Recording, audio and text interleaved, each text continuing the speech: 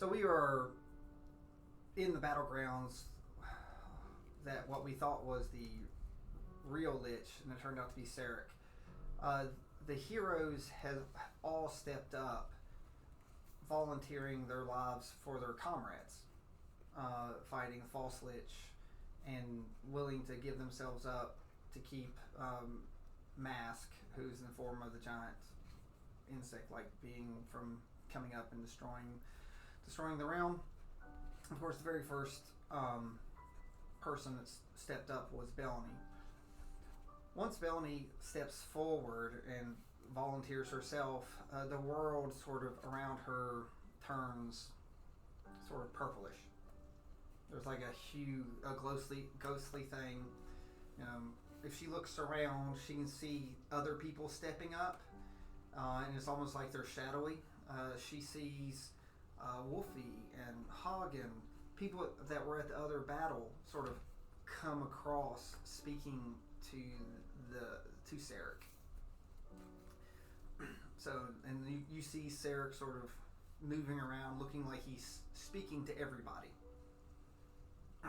And then his gaze falls upon you. And he looks. So in his toothy grin reveals a very clean set of teeth.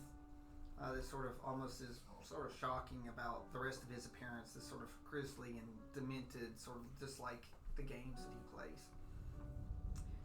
And he says, and he looks down at Belni and says, "As I thought, it's like your power has grown quite strong as I've been helping feed your progress, hoping that we could have a conversation like this." He then pats himself on the back, literally, and says, "Good job, me. It's like in the many times I've tried to create a deity, it has failed. But after several times, I finally helped shape the world that I might begin to create an equal. One to stand with me and help shape a world."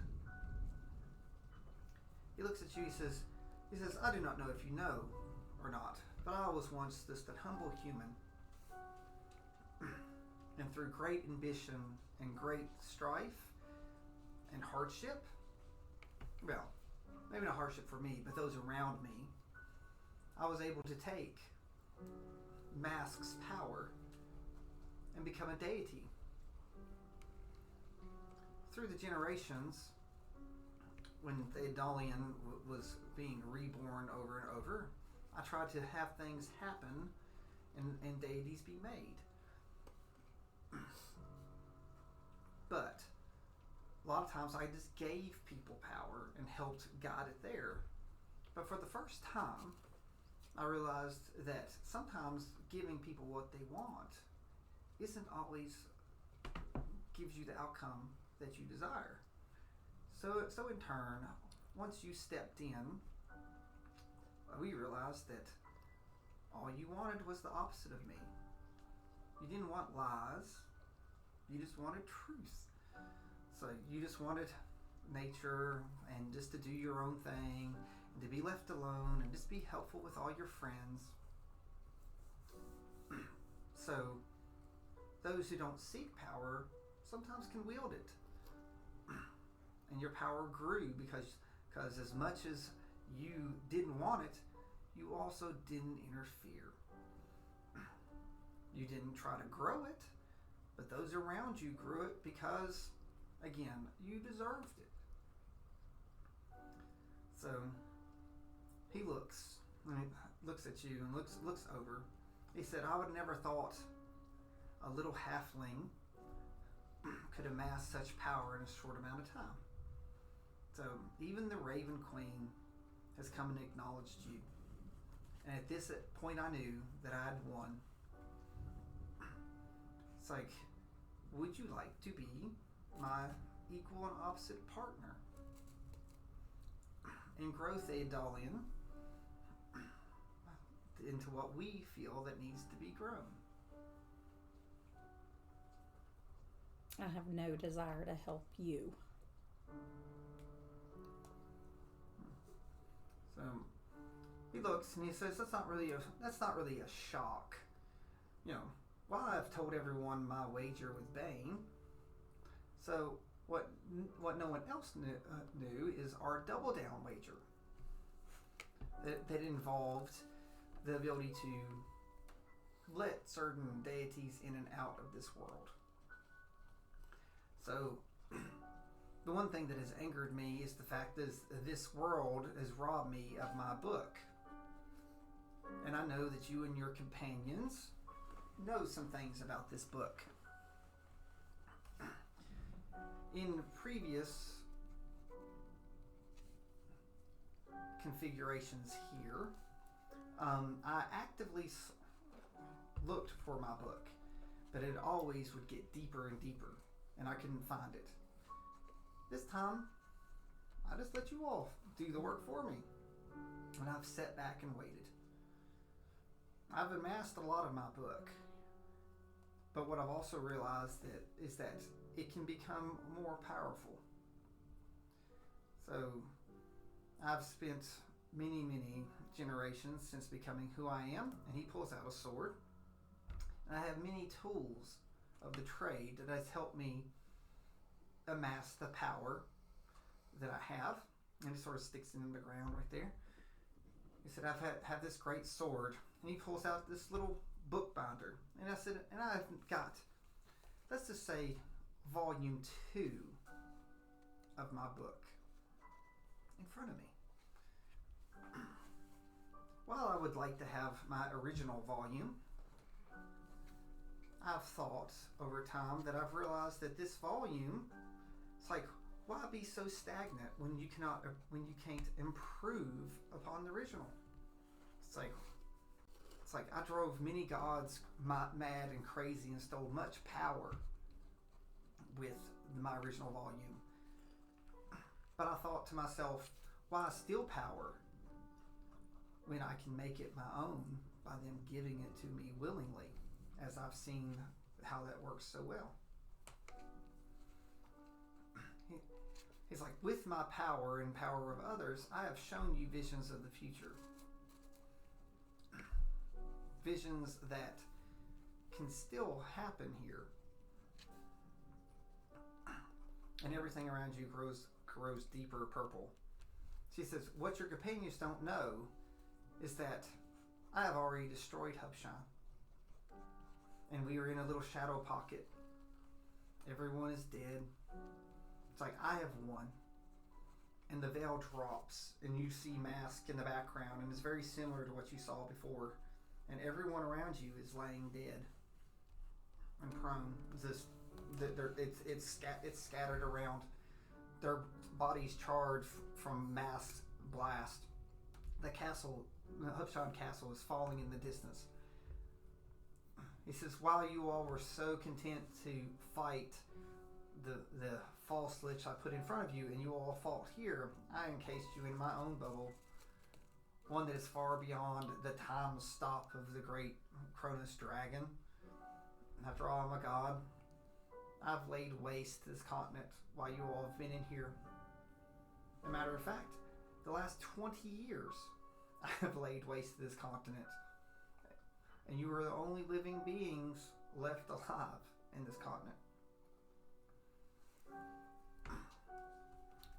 Now, I give you a choice though. Thanks to me using the time stop and the time bubble of Kronos, I can say it never happened.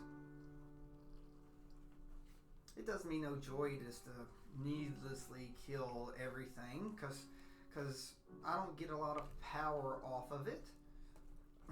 But I have enjoyed tormenting all the liches that made this world, who thought they could be more powerful than us deities. But again, I ask you, would you like to rebuild Thetadolyon with me? Instead of have it restart, move forward? Or would you like to be? And he pulls out his book and hands out a page in my book.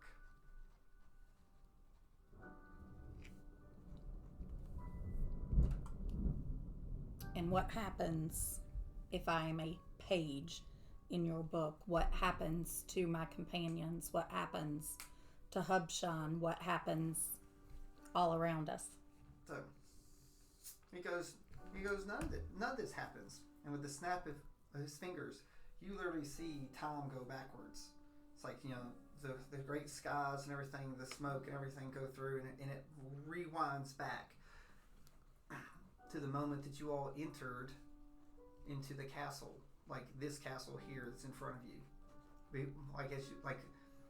And it shows you all fighting.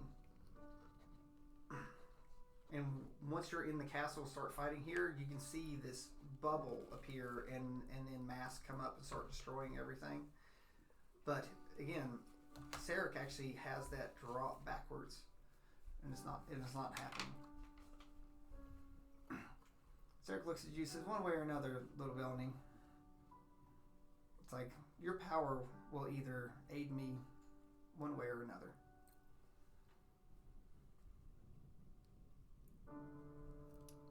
I am not willing to risk my friends' lives for someone like you. So, if I agree to work with you to rebuild, that means that I've lost all of my friends.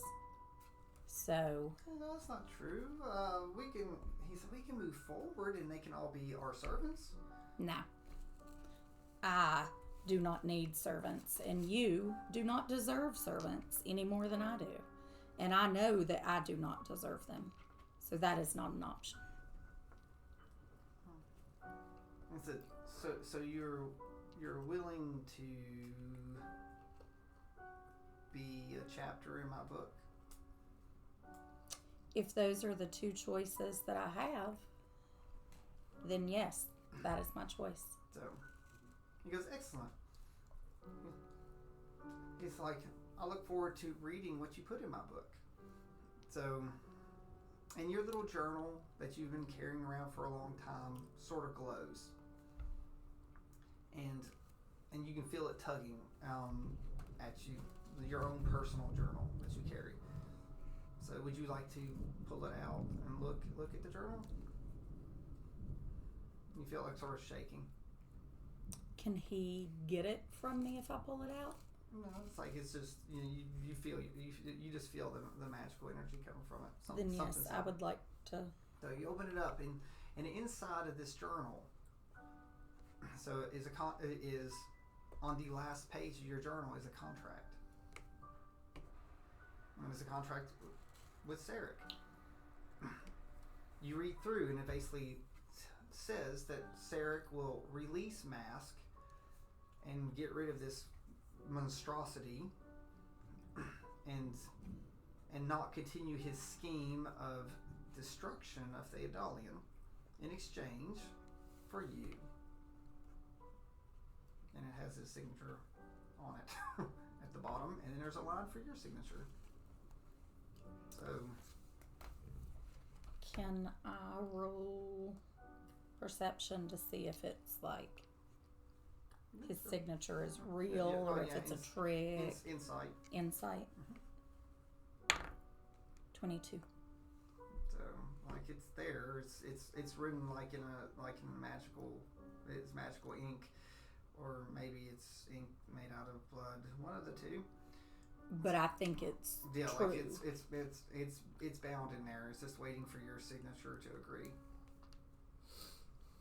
He says, I figure these terms are very fair.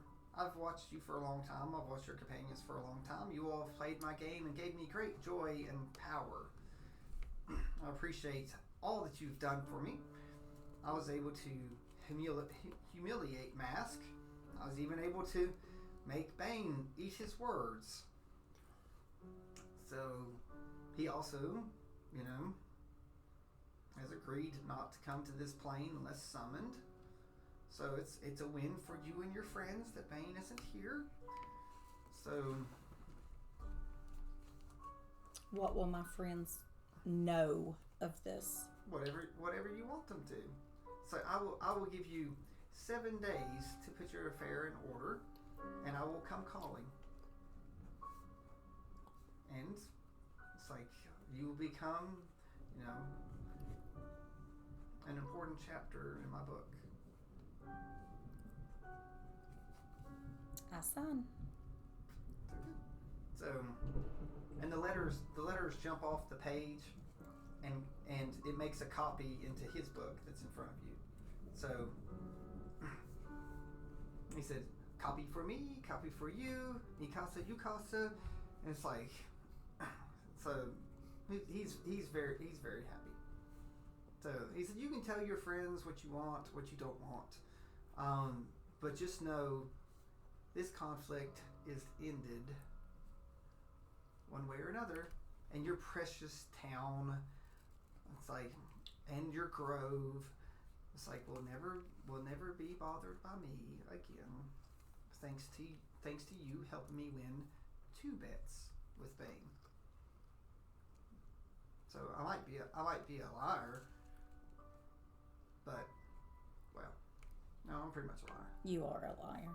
So, but not in this, because I understand there are certain rules that the gods must follow, and my rule today is I have a demigod helping me out.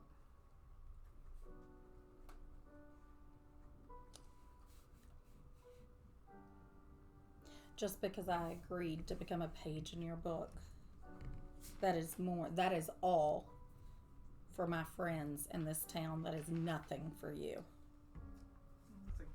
We'll see.